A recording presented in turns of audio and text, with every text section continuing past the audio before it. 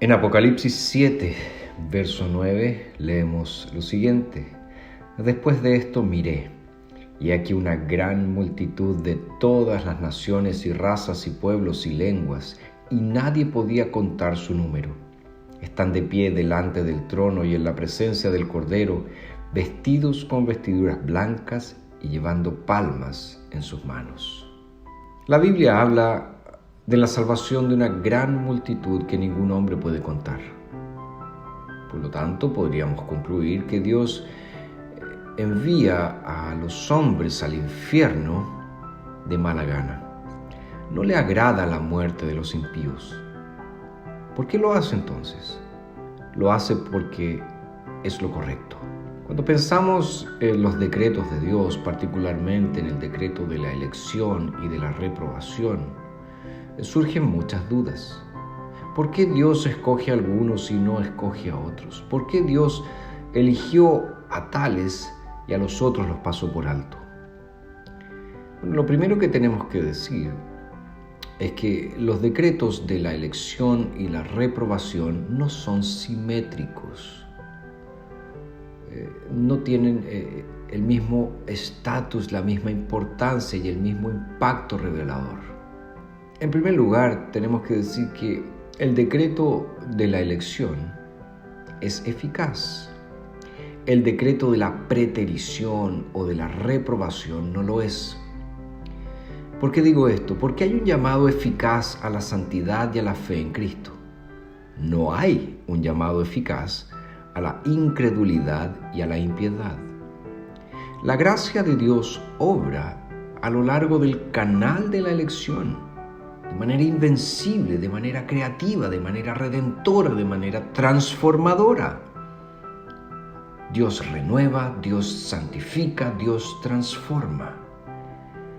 El decreto de la preterición no convierte a los hombres, a los seres humanos, en no creyentes. Más bien, los halla, los encuentra incrédulos. Dios no es el autor de la incredulidad del impenitente, así como Él ciertamente es el autor de la fe de sus hijos.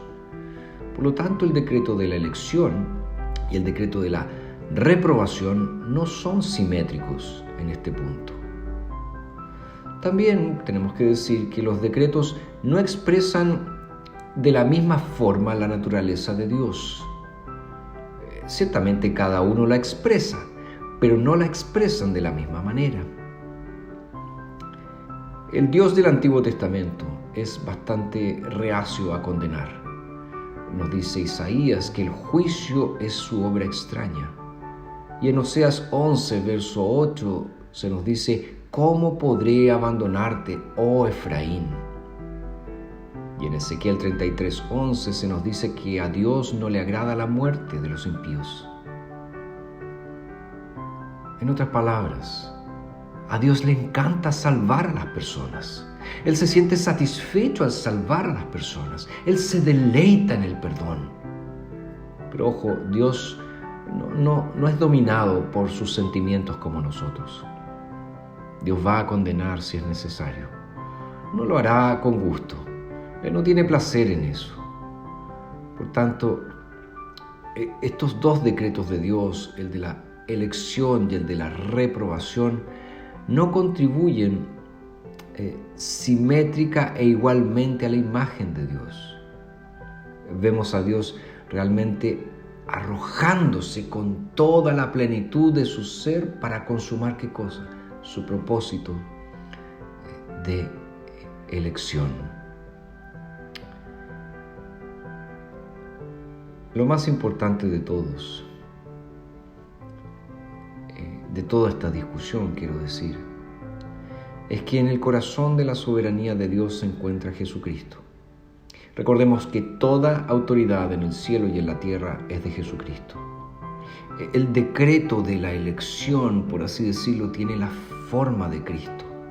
La ordenación cósmica es la ordenación de Cristo. La elección es la elección en Cristo. Incluso en el punto de la reprobación, Cristo está allí. De modo que en las terribles realidades de la preterición y de la condenación, no hay ninguna semejanza de Cristo. Todo en el decreto es consistente con la definición que Dios se ha dado a sí mismo en Cristo. Es lo único que nunca debemos olvidar. El Cordero, aquel que salva, está en el centro del trono.